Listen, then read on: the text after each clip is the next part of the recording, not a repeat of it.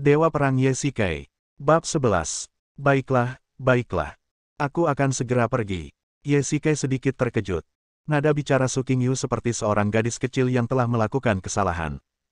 Sejak kembali ke Tiongkok, nada bicara Su Qingyu terdengar dingin atau kuat. Tetapi setelah dipikir-pikir lagi, mungkin karena Su Pengsan. Meskipun Su Qingyu adalah seorang wanita bisnis yang berwajah dingin, dia selalu bertindak seperti gadis baik terhadap orang tuanya. Meskipun Ye Shikai sangat kecewa dengan sikap Su Qingyu kemarin, dia juga telah memikirkannya matang-matang.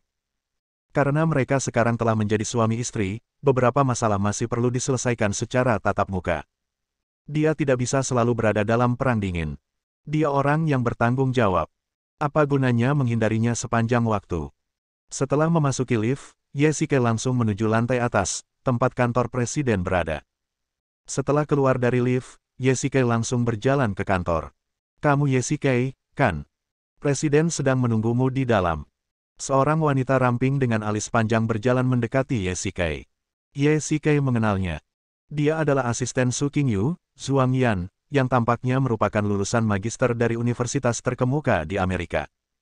Ye Shikai mengabaikannya dan mendorong pintu terbuka dan masuk. Su Qingyu sedang duduk di sofa. Dia mendongak dan melihat Ye Shikai datang. Dia tampak sedikit tidak senang dan gelisah. Duduklah di sini. Su Qingyu menunjuk ke sofa di seberangnya dan memberi isyarat kepada Ye Shikai untuk duduk. Setelah itu, dia mendorong secangkir kopi di depan Ye Shikai. Ye Shikai sangat bersemangat. Istrinya selalu memperlakukannya dengan dingin, tetapi dia memiliki sisi yang penuh perhatian. Matahari pasti terbit dari timur hari ini. Ayahku datang. Su Qingyu tiba-tiba berkata, engah. Mendengar ini, Ye Shikai hampir menyemburkan kopi di mulutnya. Apa, ayah kita akan datang? Ye Shikai berubah pikiran dan berpikir bahwa karena Su Pengsan sudah tahu tentang apa yang terjadi antara dia dan Su Qingyu, dia pasti akan datang untuk ikut campur. Apa maksudmu dengan ayah kami? Dia ayahku. Su Qingyu sedikit tidak senang dan berkata kepada Ye Shikai dengan suasana hati yang buruk. Kita berdua sudah menikah, jadi kamu adalah ayahku. Su Qingyu melotot ke arah Ye Shikai dengan sedikit rasa jengkel di wajahnya, tetapi ketika dia memikirkan apa yang terjadi kemarin, wajahnya kembali merasa bersalah. Ye Shikai, apakah kamu masih marah dengan apa yang terjadi kemarin? Pada titik ini, wajah Ye Shikai menjadi suram, tanpa senyum main-main tadi. Qingyu, jika kamu benar-benar tidak bisa menerimaku, aku akan pergi. Lagi pula, dia bukanlah orang yang tidak tahu malu, dia hanya seorang pemimpin tentara bayaran dengan darah di tangannya, sementara yang lain adalah kebanggaan surga, bunga teratai yang tidak ternoda oleh lumpur. Hati Su Qingyu bergetar, dan bahkan alamatnya pun berubah. Tidak, aku tidak ingin mengusirmu. Mari kita batalkan perjanjian perceraian dalam waktu 1 bulan. Apa? Wajah wanita ini benar-benar terbuat dari buku, dan sewaktu-waktu bisa dibalik. Ayahku menelepon tadi malam dan mengatakan dia akan datang ke rumah kita malam ini. Su Qingyu menundukkan kepalanya karena malu. Selama percakapannya dengan Su Pengsan kemarin, setelah Su Pengsan mengetahui tentang perjanjian 1 bulan itu, dia menjadi marah dan memarahi Su Qingyu, yang membuat Su Qingyu takut di ujung telepon. Ye Shikai, aku minta maaf atas apa yang terjadi kemarin. Sikapku yang buruk karena tidak mempertimbangkan perasaanmu. Su Qingyu menggigit bibirnya. Sama sekali tidak mungkin untuk mengatakan bahwa dia meminta maaf dengan tulus. Sebagai atasan, dia tidak akan pernah meminta maaf atas inisiatifnya sendiri. Alasan utama dia meminta maaf kepada Ye Shikai sekarang adalah karena Su Pengsan.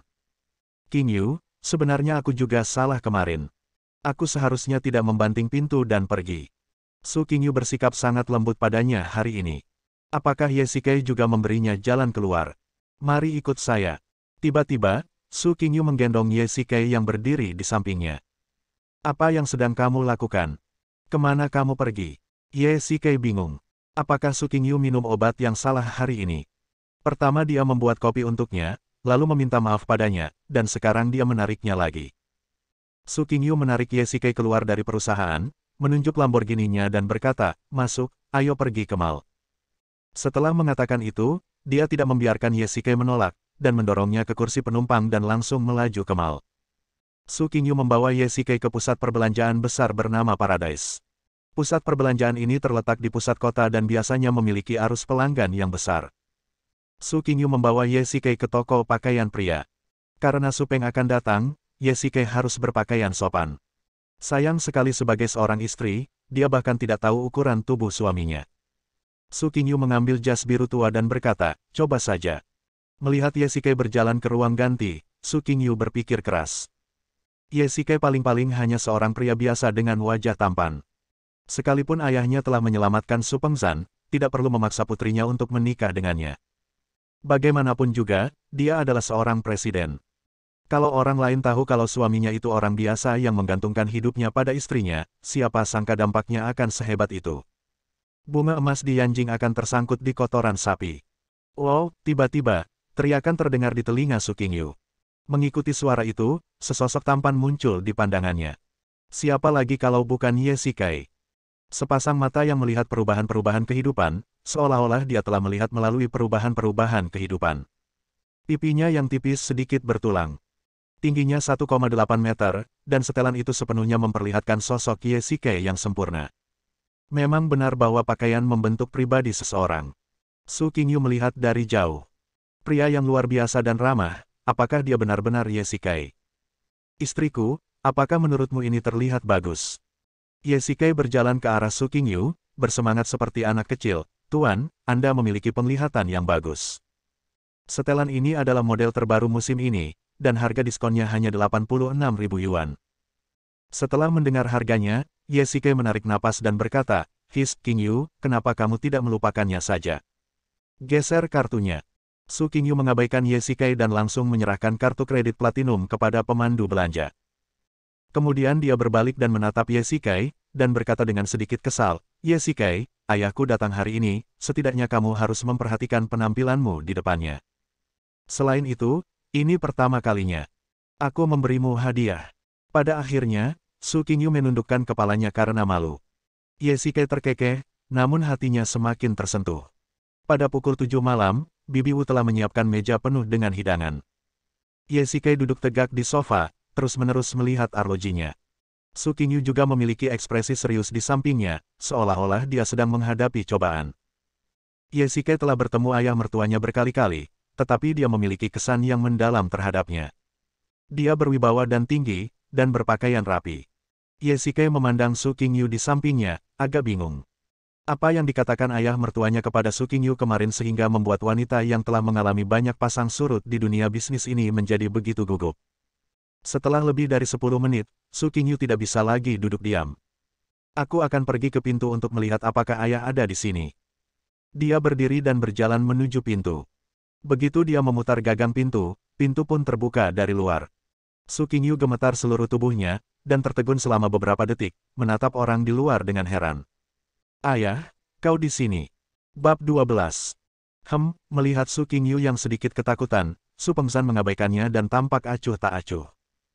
Ayah dan anak ini benar-benar memiliki cetakan yang sama, bahkan ekspresi acuh tak acuh mereka pun sama persis. Tidak heran Su Qingyu begitu acuh padanya, dia mempelajari emosi ini dari Su Pengzan.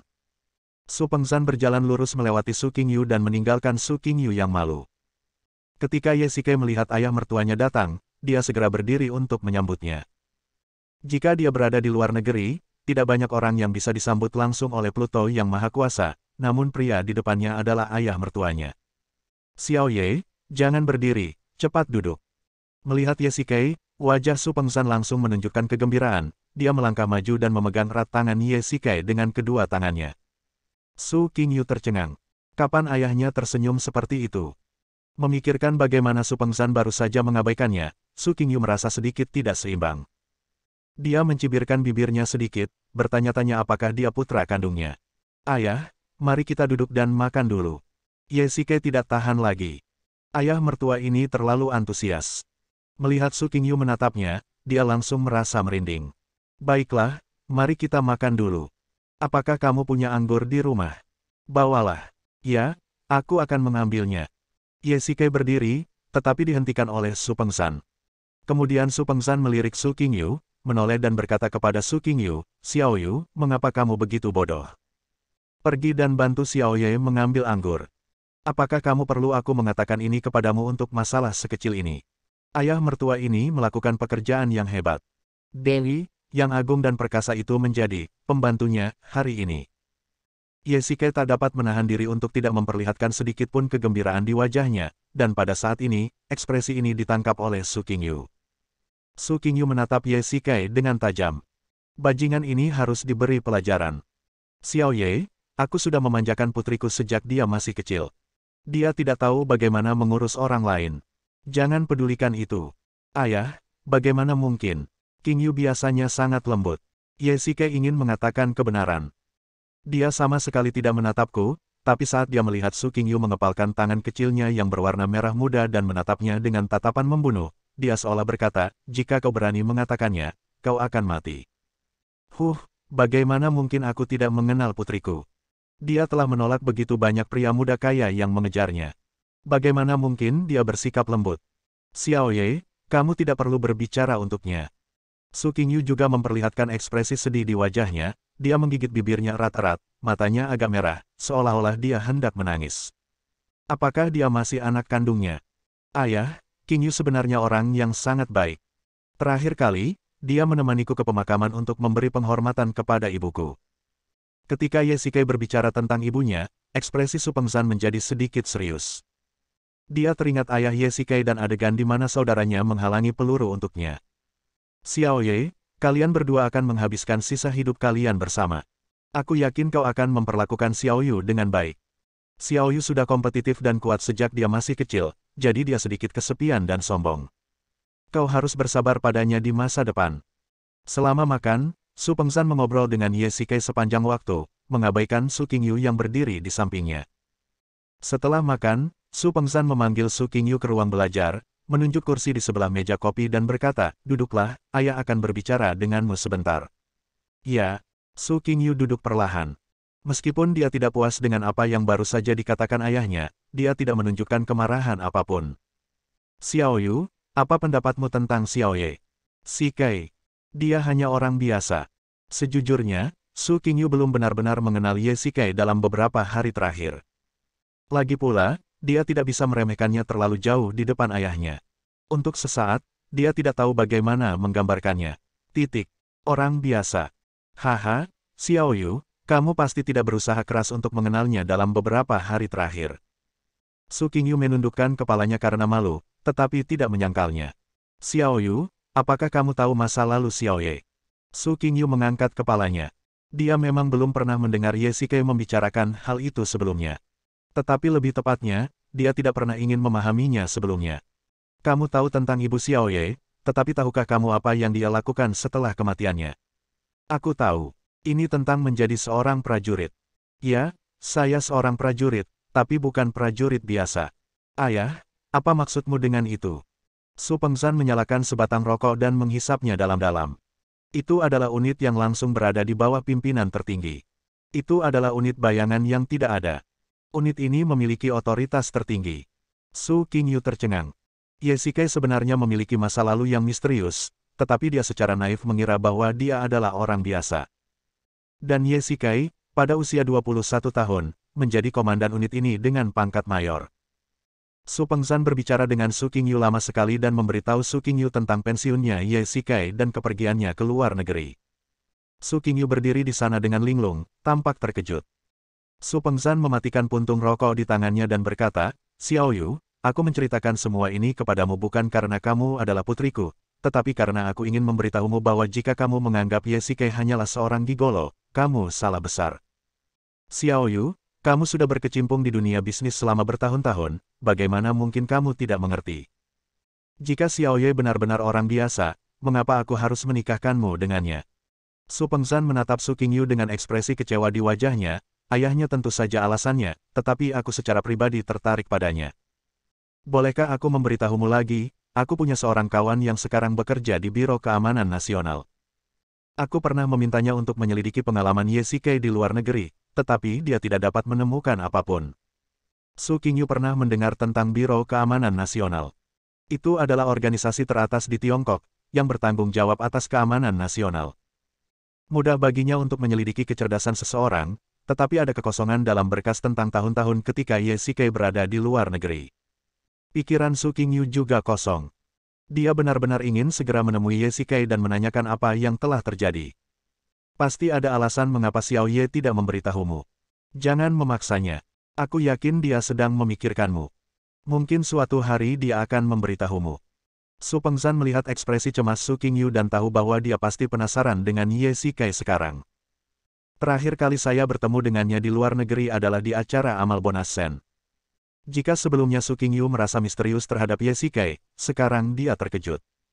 Bonus Sen adalah orang terkaya di Prancis. Orang-orang yang hadir dalam pesta amal yang diselenggarakannya adalah orang-orang kaya dan bangsawan, semuanya adalah orang-orang kaya dari berbagai negara.